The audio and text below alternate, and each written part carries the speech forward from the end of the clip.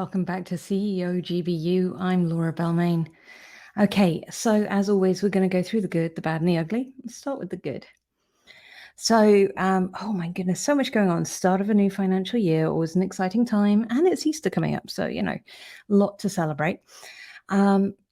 I'm doing a lot of work at the moment, revitalizing and really building up our partnership program ready for the year. So partners are going to play a really important role in the growth of SafeStack as we go forward. It allows us to scale into countries where we don't have a physical presence. And, there are some incredible partners out there. So hopefully we're reaching out to some of those in the coming weeks and months and giving them a really amazing experience as they work with us to spread the message and meet our mission. On the security side of the house, I'm now, I guess, wearing the virtual CISO hat.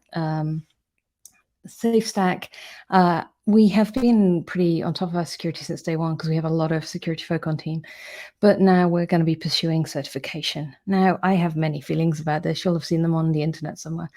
But certification has a really important role when it comes to communication of security. So to go after ISO and SOC 2 and will help us as we start to expand and hopefully have partnerships and relationships with larger organizations. So I'll keep you posted. Still day one. I did manage to break the tool a little bit when I signed up, but it's okay. They fixed me. So, well, they fixed the tool, which is probably more accurate. What else is going well? Team's going well. We've got a new marketer started this week. Hi, Sarah. So it's lovely to see the marketing team really kind of forming their rhythms and routines. So much good stuff. Really, really nice. Okay, so on to the bad. Well, what's bad? Okay, so this week we had a bit of a mistake. So we do a monthly investor update. And there's a lot of metrics on that. It's a big spreadsheet, and spreadsheets are the love language of investors, so that's okay. But one of the numbers was miscalculated, and we spotted it really quite late in the process. But we did spot it before it went out. And I think that was a realization for me of how vulnerable I sometimes feel when I'm generating those metrics, when I'm calculating them. Not that the metrics are bad, but there's always a chance that you'll make a mistake, that, you'll get the wrong field or the wrong exchange rate. And yeah, I'd had one of those little moments where I was like, oh, crikey. I'm glad we spotted it, but it could have been quite scary if we hadn't. Now, our investors have a really great relationship with us. We talk to them really frequently, and I know that it wouldn't have been drama. But, as a CEO, you care about this stuff. You don't want to be putting bad metrics in front of people that you trust and that you want to help you with your business. So, yeah, definitely a lesson learned there in double checking all calculations. I feel like I'm back in maths class from school. Any other bad things this week? I think people-wise, it's challenging to really know when to upgrade your people management and when to go.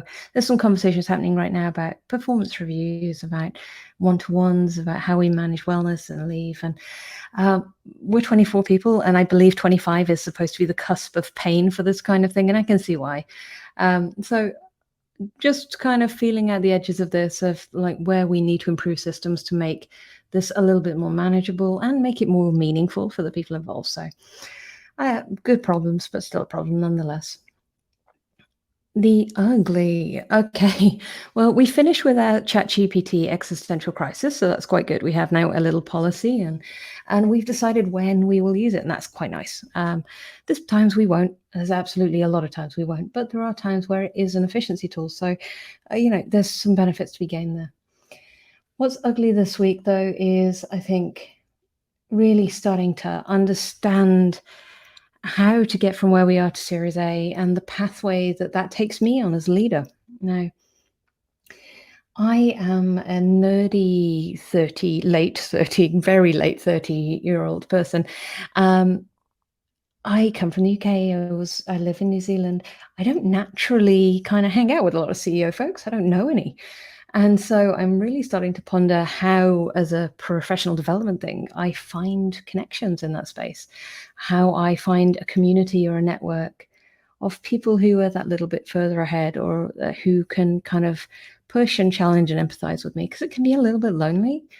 And I think if we're going to get through Series A and we're going to, grow in the way that we're intending to do, that support network is going to be really, really crucial.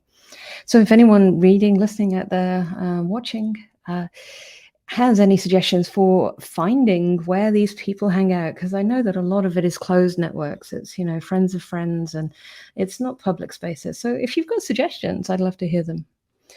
Another week down. Strange couple of weeks to come. I'll be presenting live from the beach office, which, for those of you who've not met me before, is a very pre-loved camper van that I take to the beach with my family. So I'll be working from the coast, but join in anyway. There will still be more to share, the good, the bad, and the ugly. So take care.